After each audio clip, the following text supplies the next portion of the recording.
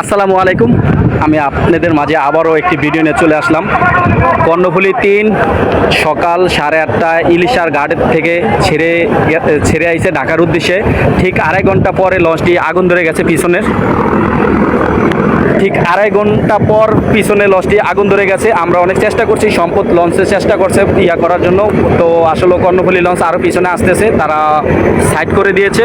ইতিমধ্যে দেখতে পাচ্ছেন যে সব মানুষজন সব লঞ্চের থেকে নেমে গেছে। আসলে আপনারা এই যারা এই লাইভটি দেখতে পাচ্ছেন অবশ্যই শেয়ার করে দিবেন, আর শেয়ারের মাধ্যমে সবাইকে জানিয়ে দিবেন ঢাকা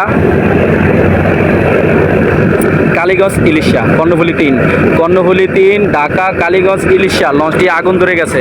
দেখতে পাচ্ছেন লঞ্চটি আগুন ধরে গেছে। সব যাত্রী নামাইয়া দিছে, যেভাবে পারছে লঞ্চ থেকে নেমে গেছে। হ্যাঁ, তো আসলে তাদের লঞ্চ আরও আসতেছে, তার জন্য আমরা চলে যাচ্ছি। আমরা সামনে দাঁড়ান, এটা দেওয়া যাব। আমাদের আসলে আমরা আছি এখন সম্পদ লঞ্চে। তো আমরা এখন চলে যাচ্ছি। ওই কর্ণফুলী 3 লঞ্চ আরও আসতেছে, কর্ণফুলী কোম্পানির লঞ্চ আরও আসতেছে, তাই আমরা এখন চলে যাচ্ছি। তো মোটামুটি কেউর তেমন ক্ষয়ক্ষতি হয় না। হ্যাঁ, এই যে কর্ণফুলী 3 একবারে যাত্রী আগুন ধরে গেছে। ইতিমধ্যে আপনারা এই যে দেখতে পাচ্ছেন যাত্রী যেমনি পাশে সবাই চলে গেছে,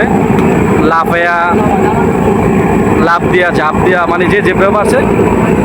সকলেই ভালো থাকেন, সুস্থ থাকেন। আমার এই লাইভটি শেয়ার করে দিবেন। আমরা আছি এখন সম্পদ লঞ্চে। এই যে সম্পদ লঞ্চের ছাদের উপরে আছি। আল্লাহ তুমি সবাইকে রহমত করো। আল্লাহ হাফেজ।